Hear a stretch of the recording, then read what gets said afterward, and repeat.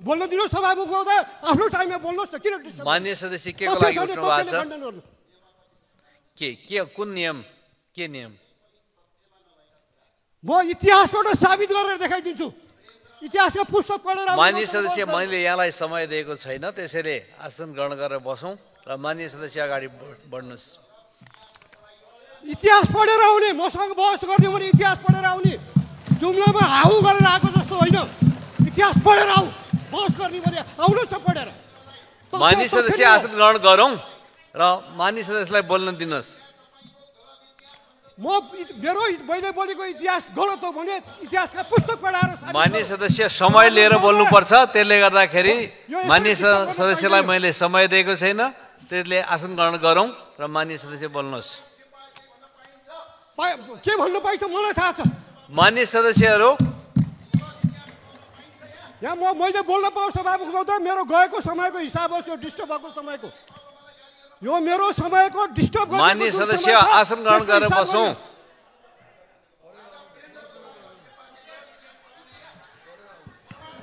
इतिहास पढेर आउने, इतिहास पढेर मसँग बहस गरेर आउने। मिस्टर मान्यजी, इतिहास पढेर आउनुहोस्। ल माननीय सदस्यहरू, मेरो टाइम जुन नष्ट भएको छ त्यो पाऊँ है सभामुख महोदय। राजनीति तथ्यमा, तर्कमा र यथार्थमा उभिएर गरियो भने त्यो राजनीति टिकाउ हुन्छ।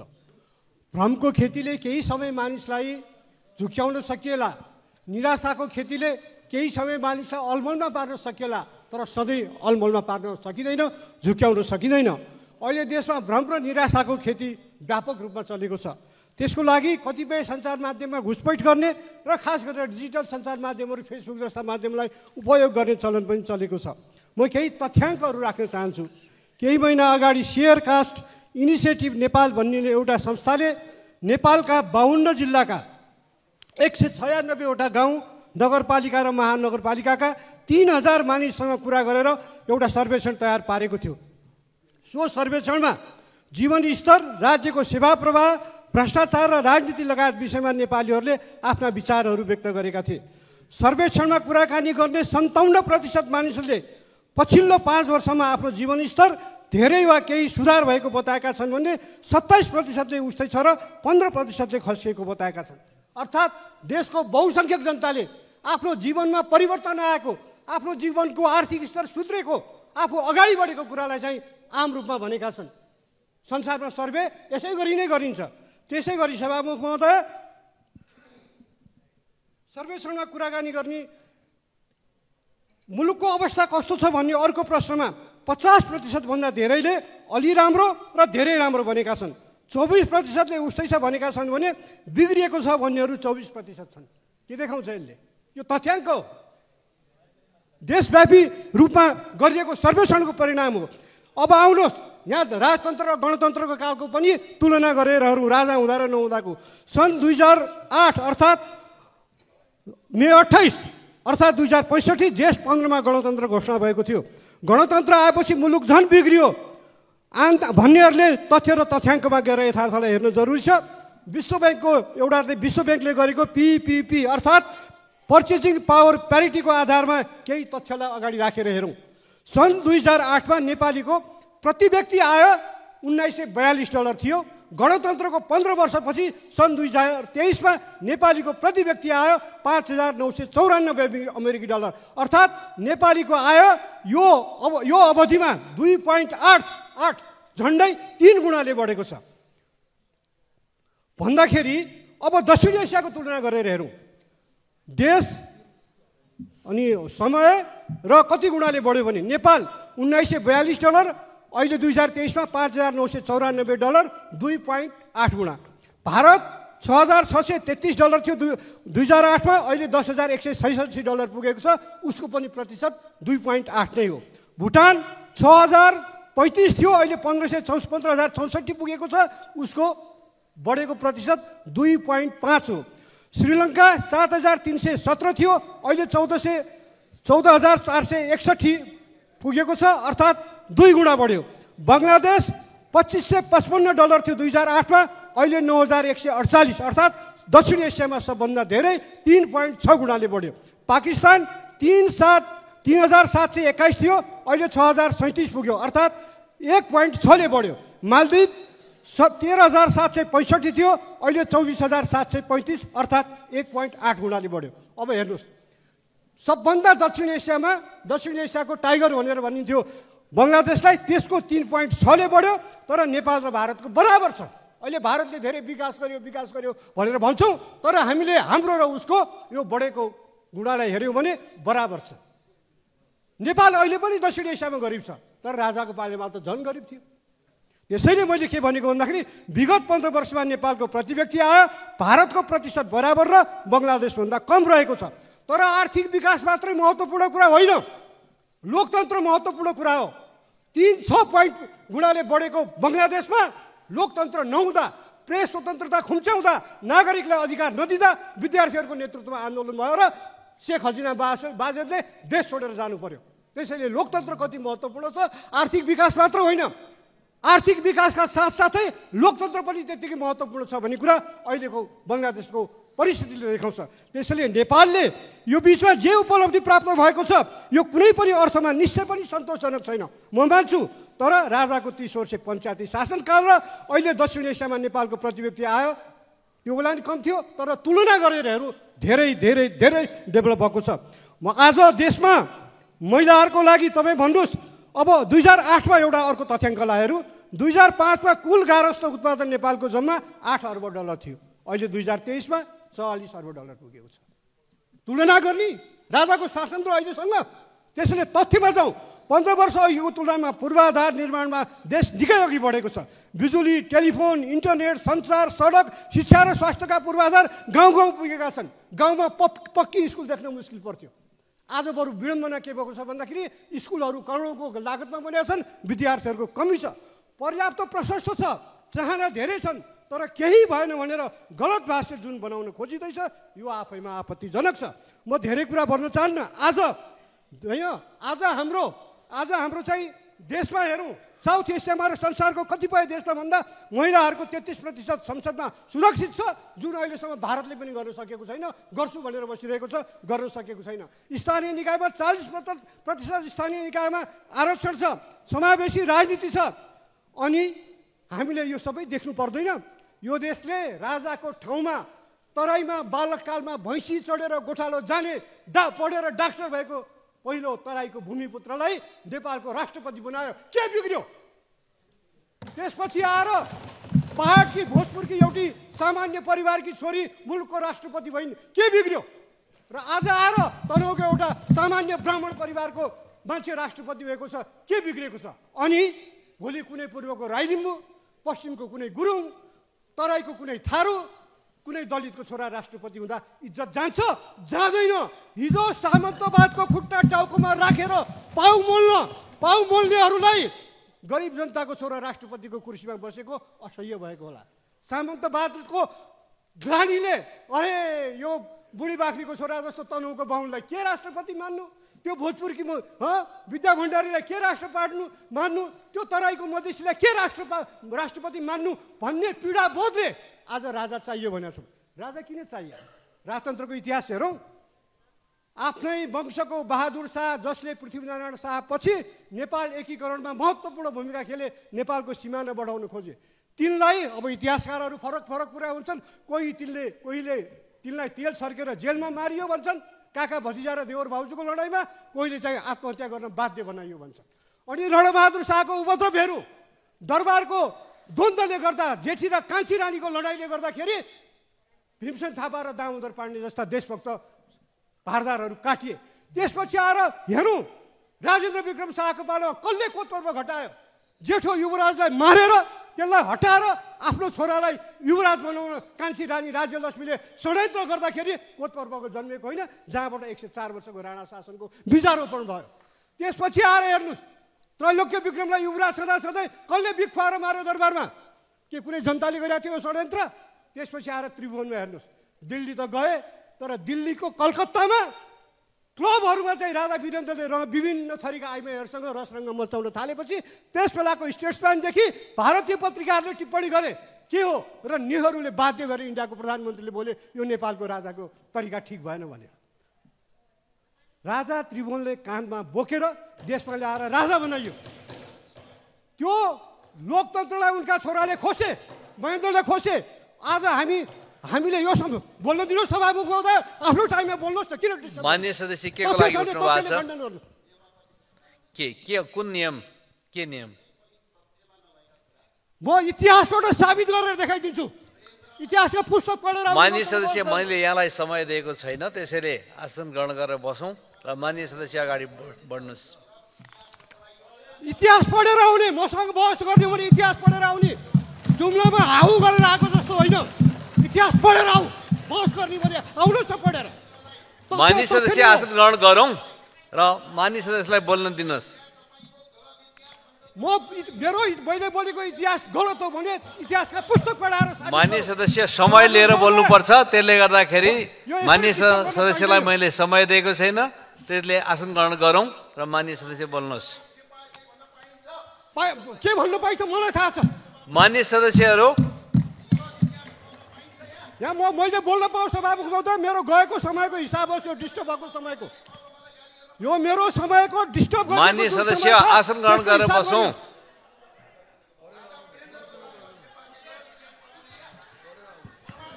इतिहास पढेर आउने, इतिहास पढेर मसँग बहस गरेर आउने। मिस्टर मान्यजी, इतिहास पढेर आउनुहोस्। ल मान्य सदस्यहरू, मेरो टाइम जुन नष्ट भएको छ त्यो पाऊँ है सभामुख महोदय।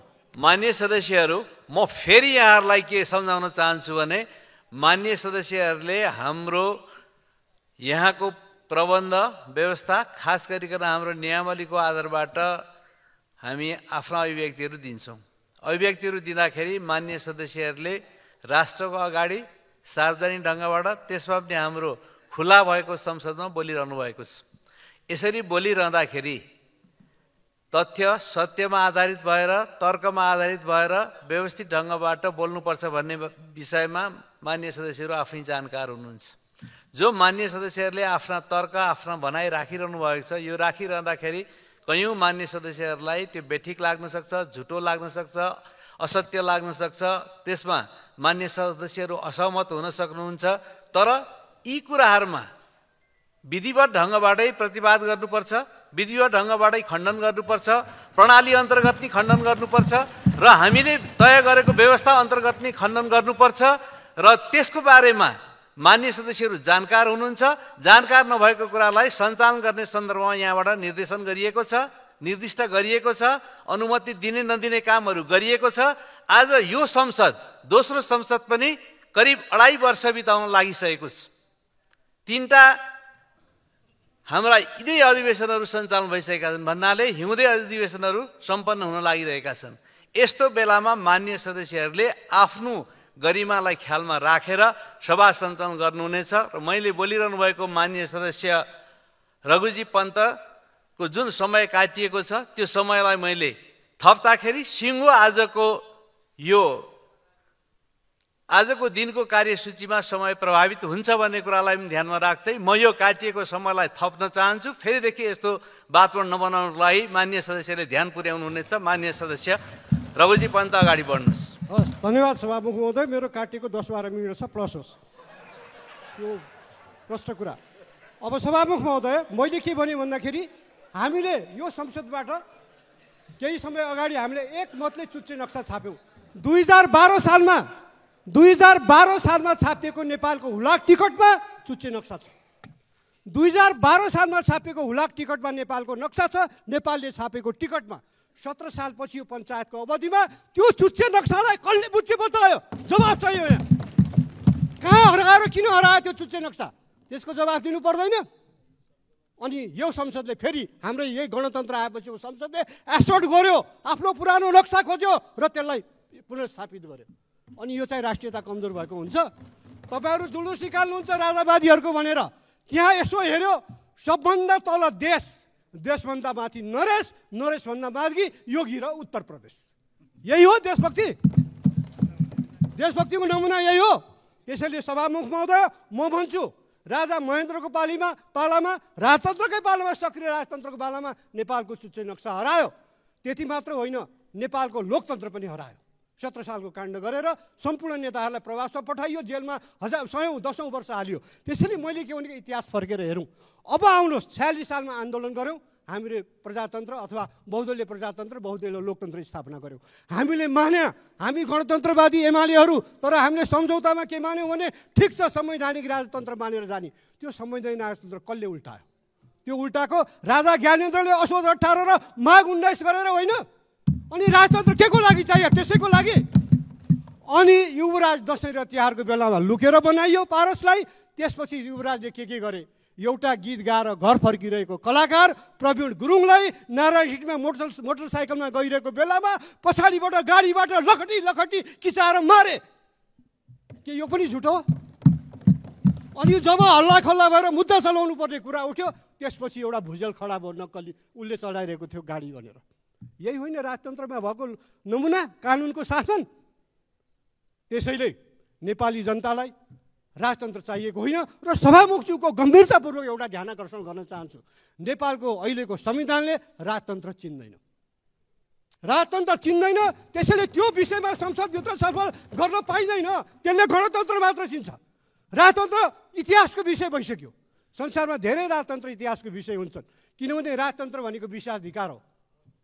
राजतन्त्र भनेकै आफैमा विशेषाधिकार हो। त्यसैले संसारको राजनीतिको प्रवाह गणतन्त्र हो। नेपालमा गणतन्त्र आउनु पर्थ्यो, आयो। अब पुनर्स्थापना भन्ने त्यसो सोधौँ न, किन राजतन्त्र शाहवंश? त्योभन्दा अगाडिको मल्ल किन नल्याउने? तिनको पनि त हक लाग्ला। त्योभन्दा अगाडिका लिच्छवी किन नल्याउने? त्योभन्दा अगाडिका किराँतहरूले किन पुनर्स्थापनाको कुरा नगर्ने? त्योभन्दा अगाडिका महिषपाल वंशीले किन पुनर्स्थापनाको कुरा नगर्ने? त्योभन्दा अगाडिका गोपाल वंशीले किन पुनर्स्थापनाको कुरा नगर्ने? कुन राजतन्त्रको कुरा? इतिहासमा त थुप्रै राजतन्त्र छन्। संसारको इतिहासमा थुप्रै राजतन्त्र आउँछन् जान्छन्। यो समयको प्रभाव हो। यो गणतन्त्र आजको युगको सत्य हो। सभामुख महोदय, म सम्पादक थिएँ। मलाई कुन बेला जेल लाग्छ मलाई थाहा हुन्थेन। र मलाई जेल जाँदाखेरि मलाई के अपराधमा जेल लग्यो त्यो थाहा हुँदैन थियो। कतिसम्म भयो भने उहाँहरू राष्ट्रियताको ठुलो कुरा गर्नुहुन्छ। म रातो युगधाराको सम्पादक थिएँ। के भयो भन्दाखेरि पूर्व पश्चिम राजमार्ग कम्प्लिट भएको थिएन। महाकाली पारीका 18वटा पुल माने टेन्डर गर्दाखेरि चिना कम्पनीलाई पर्यो। र त्यो चिना कम्पनीलाई परेको पुल उल्टाउँछ, अब त्यो चाहिँ बाह्य दबावमा उल्टाइँदैछ भनेर मैले समाचार लेखे बापत मलाई अञ्चलाधीश कार्यालयमा बोलाएर बयान लियो। नभन्दै त्यसको केही दिनपछि त्यो 18वटा पुलको निर्णय उल्ट्यो। यही होइन देशभक्ति? यही होइन राजतन्त्रको देशभक्ति? यो त प्रमाण हुन्। गएर अखबार पढे हुन्छ त्यस बेलाको। त्यस बापत मुद्दा खेप्ने, त्यस बापत अञ्चलाधीश कार्यालयमा गएर बयान दिने मान्छे बन्यो। म दृष्टिको सम्पादक थिएँ। अञ्चलाधीश कार्यालयबाट सेन्सर गर्ने एउटा शाखा अधिकृत खटाइयो। उनले सेन्सर गर्यो। उनले सेन्सर गरेर हरेक हप्ताको अखबार उसले काटेको छ। मैले के लेख्दिने गर्दै आएको थियो भने त्यो बेलाको फाइल पल्टाएर हेरि हुन्छ, यो पङ्क्ति अञ्चलाधीश कार्यालयले सेन्सर गरेको हुनाले यो ठाउँ खाली छ भनेर मैले त्यस्तै पठाइदिन थालेँ। त्यसमा अञ्चलाधीश कार्यालयले आपत्ति गर्यो, मैले मानिनँ। अनि त्यही दृष्टिका अङ्कहरूको आधारमा मलाई राजकाज मुद्दा चलाइयो। अनि बयान लिए कसले? नरेन्द्र कुमार चौधरी भन्ने एकजना अञ्चलाधीश थिए। रणबहादुर चन्दजी त्यो बेला डिआइजी हुनुहुन्थ्यो। उहाँहरूले लिएर 45 दिन थुनेपछि चाहिँ अनि फैसला गर्ने बेला के अरे भन्दाखेरि तपाईँको चालचलन राम्रो भएर छोडिया छ। मेरो चालचलन कहिले बिग्रिएको थियो र? तिनको प्रमाण चाहिने हो मेरो चालचलन कस्तो छ भन्न। यसरी आधारहीन रूपले थुनिन्थ्यो। 9 महिना मलाई रसुवा लगेर थुनिन्थ्यो। यहाँ जेल छँदै थुनियो। किन थुन्यो आजसम्म मलाई थाहा छैन। शान्ति सुरक्षाको पुर्जी दियो। म एउटा हातमा कलम लिएर हिँड्नेबाट यो देशलाई के खतरा थियो? यो देशको राजतन्त्रलाई के खतरा थियो? तर हो, मैले डेमोक्रेसीको पक्षमा लोकतन्त्रको पक्षमा आवाज उठाएको थिएँ। साथ त्यसैलाई त्यो बेलाको राजतन्त्रले खतरा बोल्यो। त्यसैले सभामुख महोदय, इतिहासले के भन्छ भनेको राजतन्त्र भनेको षड्यन्त्र हो। षड्यन्त्र यो नेपालको राजतन्त्रको लागि मात्र होइन। लिच्छवीको हेर्नुहोस् त्यस्तै छ, मल्लको हेर्नुहोस् त्यस्तै छ, अरू संसारको राजतन्त्रको पनि इतिहास त्यस्तै छ। जयप्रकाश मल्ललाई कसले थुनेको थियो शासनको लागि? आफ्नै स्वास्नीले जेलमा हालेको थियो। राज्यप्रकाश मल्लको आँखा पाटनमा कसले फुटाइदिएको थियो? त्यसैले राजा राम्रा छन् भने त कसले मान्दैन? हामी पृथ्वी जयन्ती मनाउँछौँ होइन? हामी पृथ्वी जयन्ती मनाउँछौँ। हामी बहादुर शाहलाई कदर गर्छौँ। वीरेन्द्रको पनि हामीले त्यति धेरै विरोध गरेनौँ के उनको पालामा कमसेकम सम्झौतामा प्रजातन्त्र दिए भनेर। त्यसैले हामी बहुदलवादीहरू विवेकी हुन्छौँ। हामीहरू लोकतन्त्रलाई विश्वास गर्छौँ। हामीहरू जनताको भावनालाई विश्वास गर्छौँ। र यहाँ मान्यजीहरूलाई नि म के भन्छु भने तपाईँहरू प्रश्न उठाउँदा बुझेर उठाउनुहोस्। किन जरुरी छ भन्दाखेरि आज उठ्यो सुविधा दिने विधेयक ल्याइँदैछ। ए बाबा यहाँ कतिजना हुनुहुन्छ म नाम लिन्न, प्रतिपक्षका सांसदहरू गाड लिएर हिँड्नुहुन्छ। अहिले सांसद मात्र हुनुहुन्छ। भन्नुहोस् न त्यो विधेयक आउँदैछ भन्ने कुरा साँचो हो कि होइन? अहिले सरकारबाट पावरमा भएकाहरूले अन्धाधुन्ध सुविधा लिए भनेर सर्वोच्च अदालतले आदेश गर्यो कि यो यसरी नदेऊ, यो सुविधालाई रेगुलेट गर, यसलाई जथाभावी नदेऊ, मापदण्ड बनाएर मात्र देऊ भनेर भन्यो। र त्यो विधेयकको ड्राफ्ट 1.5 वर्षदेखि कानुन मन्त्रालयमा चलिरहेछ। यो सरकार आएको कति भयो? को छ? यो त मन्त्रीजीहरूले बोल्नु पर्ने। म पनि मन्त्रीजीहरूको पारा देखेर छक्क पर्छु। हिजो प्रकाश पानजीले पाल्पामा बोल्नु भएको छ यो अहिले भइरहेको छैन भनेर। आएर त्यही कुरा भन्यो भने संसदमा उठेपछि रेस्पोन्स त गर्नुपर्छ, भन्नु पर्यो नि। आएर कसैले भनेको, किन भनेको, के कारणले भनेको, कुन अवस्थामा छ र सरकारको सोच के छ? पटक पटक प्रश्न उठेपछि मन्त्रीहरूले कानमा तेल हालेर बस्न मिल्छ? म प्रधानमन्त्रीलाई नै आग्रह गर्दछु, जनताको चासोलाई सम्बोधन गरौँ, जनताको भावनालाई सम्बोधन गरौँ। लोकतन्त्र भनेको जनभावना अनुसार अगाडि बढ्ने हो। उहाँको क्याबिनेटले राम्ररी जनताको सेवा गर्न सकेको छैन भने यो प्रधानमन्त्रीय व्यवस्था हो। मन्त्रीहरू फेर्ने बेला आयो। पर्फर्मेन्स दिन नसक्ने मन्त्रीहरू राखिराख्न जरुरी छैन। प्रधानमन्त्रीज्यूले निश्चय पनि मूल्याङ्कन गर्नुभएको होला। त्यसैले आज जनताको असन्तुष्टिलाई ठिक ढङ्गले सम्बोधन गरौँ। हामीले पाएका उपलब्धिहरू दक्षिण एसियामा कम छैन यो 15 वर्षमा। तथ्यले भन्छ, तथ्याङ्कले भन्छ। आउनुहोस् न बहस गरौँ। त्यसैले सभामुख महोदय, मेरो आग्रह के मात्रै भन्दाखेरि सभामुख महोदयलाई कि हाम्रा मान्य सांसदज्यूहरू, मलाई मेरो बडा व्यक्तिगत रूपमा बडा राम्रो सम्बन्ध छ। यहाँ मान्य जो हुनुहुन्छ राप्रपालाई प्रतिनिधित्व गरेर आउनुभएको, उहाँहरू तर्कपूर्ण कुरा राख्नुहुन्छ कहिलेकाहीँ। तर संविधान त हेर्नुहोस्, राजतन्त्रलाई त हामीले विदा गरिसक्यौँ। अब यो विदा गएको राजतन्त्र आउँदैन। आमाको पेटबाट सक्छु सभामुख महोदय, आमाको पेटबाट जन्मेको बच्चालाई फेरि आमाको पेटमा पठाउन सकिँदैन। राजतन्त्र ल्याउने सङ्घर्षको लागि हामीले फेरि सडकमा उत्रनु नपरोस्। यसलाई एउटा बौद्धिक विमर्श गर्नुहोस्, ठिक छ, तर त्रास खडा गरेर वातावरण बिगार्न खोजिन्छ भने अपोजिसन त गइसक्यो, सत्तापक्ष पनि सडकमा आउने दिन आउन सक्छ। धन्यवाद सभामुख महोदय।